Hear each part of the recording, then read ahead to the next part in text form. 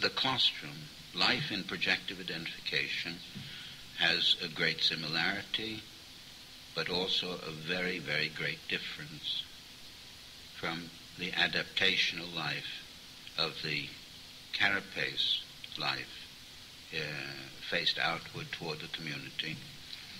And I want to try to describe to you in a sort of amalgam of the various clinical experiences I've had with these recent three patients of mine, to describe to you the world of the Claustrum.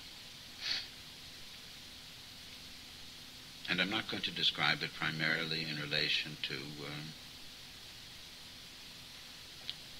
its consequences for psychopathology, but mainly to describe to you it as a world.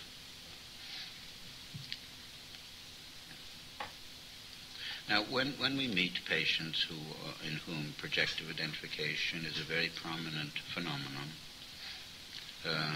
we meet two classes of phenomena which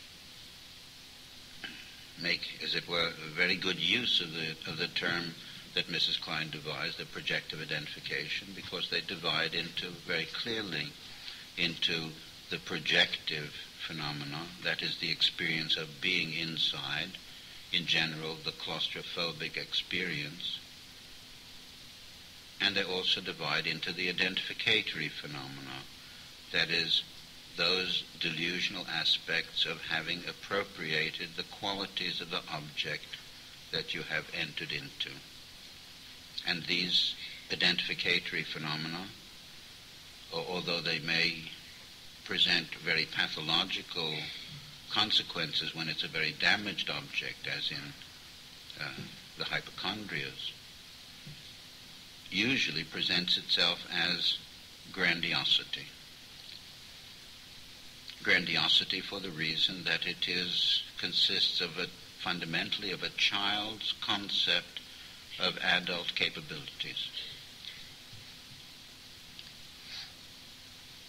As I say, when we start work with somebody who is having this kind of difficulty with his character, we meet both of these phenomena, the identificatory and the projective, and we also meet something which doesn't immediately strike us. That is, we meet a strange kind of transference. We meet a transference that is really fundamentally a preformed transference, because it is no different fundamentally from the way in which this particular person deals with everybody. Mostly, of course, it's characterized by the way he deals with the people who he considers to be above him in any respect, but particularly in respect of some authority reminiscent of school and the relationship to older pupils and teachers and headmasters and so on. It is essentially not an infantile transference, and it does not lend itself very well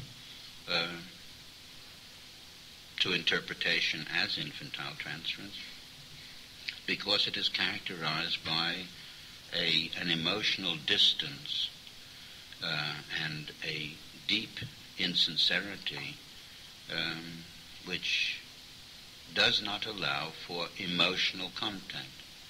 And therefore you may analyze the configurations from the point of view of transference, but it is so lacking in the emotionality of infantile relationship to parental figures that it's greeted really essentially with incomprehension and a kind of docility, and the analysis of it in that manner is very disappointing in its consequences. Once one understands that the patient is treating you not as an individual who is his analyst and who is performing certain functions for him, but is essentially treating you as a representative of an institution called psychoanalysis, and that you are essentially performing functions for that institution which are intended to make him well, meaning conforming to the requirements of that institution, you realize that you are not faced with a situation that is understandable in terms of the relationship of child to parents, but is really fundamentally a disciplinary situation, and doesn't lend itself to interpretation as clarification. What you say to such a patient is never clarifying, because it is always paraphrased in his mind and transformed into a statement about the requirements of the institution that you represent.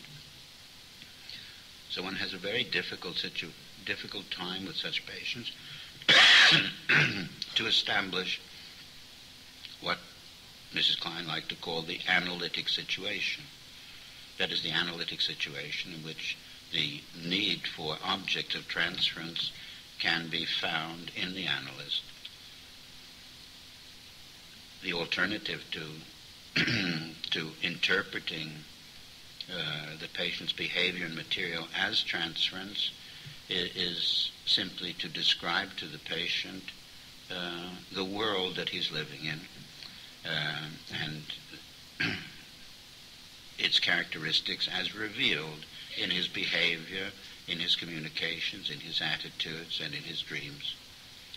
And I want to try to structure this world for you as best I can, and then relate it back to show you the similarities and the differences from the outside world and the adaptational requirements that it imposes on people.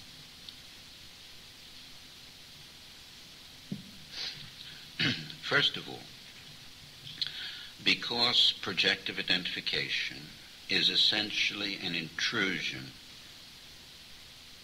the essential atmosphere of the mental life of the part that has intruded into the object is that it is a trespasser, that it is in disguise, that it does not belong there, and is therefore always in danger of being revealed as an interloper. That is the most essential factor in the nature of claustrophobia, the constant danger of being revealed as an interloper. The second factor is that the other figures that occupy this world are figures of great uncertainty. That is, the person who has intruded into the claustrum cannot tell which other figures are also intruders and which really belong there. And this casts over all relationships in the claustrum a deep uncertainty and suspicion about other people and their behavior, whether friendly or unfriendly. Their motives are in doubt because their allegiance is uncertain.